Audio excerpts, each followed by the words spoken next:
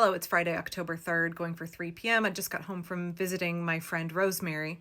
Y'all, I'm telling you, I think that woman has been to more protests and done more to defend democracy than just about anybody in Oregon. Obviously, Rosemary's not her real name, but if you haven't seen my original videos about her, she is an older woman that I met at a protest who at the protest was talking to me about how she has to collect cans and take them in for deposit in order to afford her rent and groceries. And when I found out she lived not very far from me, I'm like, okay, I'm going to force friend you now. We're going to be friends now. So I will take her cans for deposit. And I'd ask, like, are there other ways that I can help you? I would really like to help. And I understand, and I think this is something that would be good to remember if we're seeking to cultivate those relationships with elders where we live who need our support more and more, right? The regime is making it very difficult for our elders who are already on a tight fixed budget, are already living on the margins. The regime is making it untenable for them to continue to have a roof over their heads and buy food and function. So it's up to us to look out for them, just like it's up to us to look out for our immigrant neighbors and for the children in our communities as we are watching all of these social safety nets be obliterated. We also have to remember that our elders are uniquely vulnerable. In the United States, being elderly more often than not means that you sit at the intersection of being older, but also being disabled and also being poor. So Rosemary and I are friends. I sometimes take one of my kids and we go and visit, and she always wants cans to take in for deposit. And I would love to do a lot more, right? I'm routinely like, can I take you to the grocery store, or can I take you into the deposit place so that you don't have to ride the bus? Can I buy groceries for you? Like, what can I do to help you out? And I just think it's good for those of us who want to help people who are in need where we live to not get a savior complex about it and not forget the fact that the people that we're trying to help, one, the help that we want to extend has to be accepted, right? There has to be consent in our efforts to engage in mutual aid. That's why if I see somebody who says they're struggling, I won't just like go find their Venmo and drop money in it. I want to ask like, hey, can I help you in this way? I don't want to presume and just show up with groceries, because the people that we want to help, they have their pride, they have their dignity. They're not projects for us, right? They're people that we're having relationships with. And so consent is so, so important. Respecting their boundaries and their limits, and right, like not trying to make them take assistance or help that they don't want.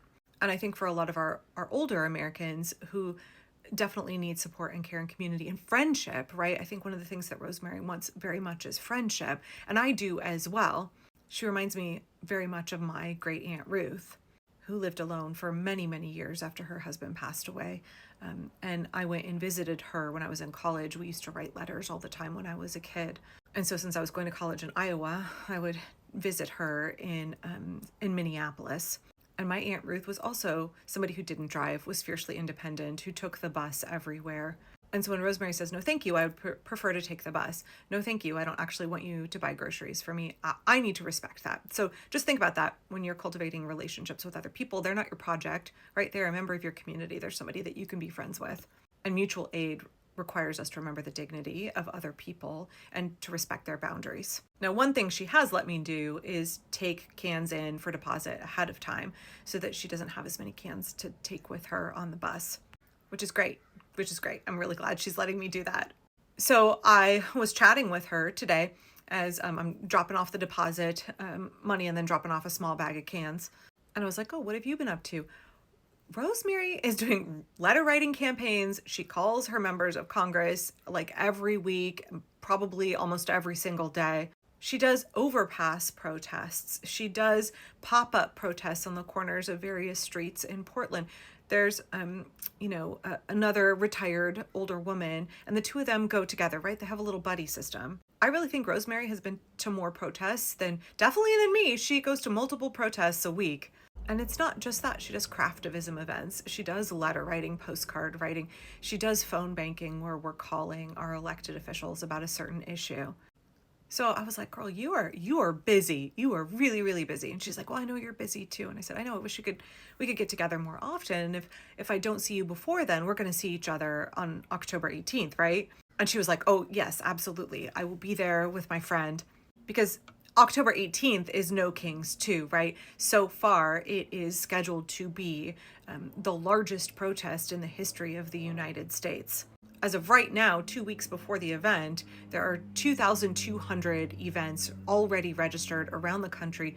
There are some events, I believe, in Mexico, in Canada, in Europe, which I just want to say, if you are hosting or attending one of those events, thank you. Whether you are an American living abroad or you are a citizen of those other countries who is showing up in solidarity with the American people, thank you. I don't think you realize how much it means to know that people outside of the US are supporting us. I'm gonna get choked up over it. Okay. Anyway, so if you're not familiar with No King's Day, it was a protest back in June of this year, and its predecessor was April 5th, Hands Off. These are massive public displays of opposition against the Trump regime and their authoritarian tactics. These are dozens of organizations that have come together, right? Indivisible and 5051 are kind of leading the charge. But dozens of organizations work together to put on these events all over the country. And individual indivisible chapters are sponsoring their own local events. There are an awful lot of events in Oregon, by the way. If you're an Oregonian, it's more important than ever that we show up because the regime is specifically targeting our state and targeting Portland. So No King's Day events are meant to be inclusive, entirely nonviolent, family-friendly events. No King's Day events are meant to be welcoming to anybody. You don't have to be a member of a grassroots group. You don't have to be affiliated with any political party. You just want an America that is of, by, and for the people. You want an America that is a democracy, and you want to stand in solidarity, march in solidarity with your fellow Americans against the tyranny of a would-be king, Donald Trump. If you don't know what events are happening near you, go to nokings.org and you can search on their interactive map and find one. Or find several, right? I know for us, there are multiple events happening in Portland, and Rosemary was saying she's going to go to the East Portland Indivisible one because as an older person who doesn't feel that stable or that safe using public transit, and then having to walk to the event and then go on I think the last time when I did No Kings in downtown Portland, it was 4 miles that we walked total, right? If that event is not particularly accessible, and there were lots of older folks down there who were sitting on the sides if they couldn't walk the whole event, but it's really very difficult to get a car down there because there's going to be at least 10,000 people in downtown Portland along the riverfront. So she was like, I think it would be more accessible for me to go to the event in East Portland where we can take a car and there's not quite so much walking. And I was like, totally understand. So if you see an event near you and you're like, that doesn't really work with my, my abilities or my time schedule, then search around because there may be another event that's more accessible for you or is at a different time during the day.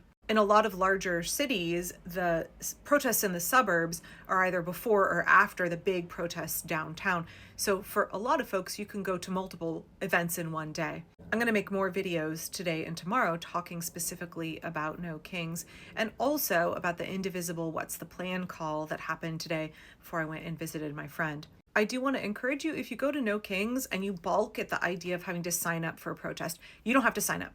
You can just show up. If you don't feel comfortable submitting your information, totally fine. The reason that the organizers want to do that is they want to know how many porta potties to have. They want to know how many volunteers on the safety team they need to have to direct traffic and, like monitor crosswalks. They want to be able to plan safely for evacuation routes, things like that. They just want to be responsible hosts. So if you don't feel comfortable signing up, you absolutely can and should still attend. I think our chapter usually plans on 2 to 3 times the number of people who actually register showing up the day of. And that's been fairly accurate for us. So definitely we're going to see each other at No Kings on October 18th, right? We're going to stand in solidarity with millions and millions of other people around the world. We will be exercising our protected constitutional right to free speech against tyranny. We will be exercising our right to nonviolently resist fascism. Could you take it one step further, though? Could you ask your neighbor, your friend, your coworker, someone at your church to come with you? Could you post about No King's Day on your socials, whether it's your local Facebook group or if you have Twitter or Blue Sky? However big or small your reach is, could you talk up No King's Day over the next 2 weeks? This is a history-making event. This is a pivotal moment in American history, and we need to make sure that everybody shows up. We need everybody to come to the party. So make sure to invite your friends, your neighbors, your family, and Rosemary and I will see you on October 18th.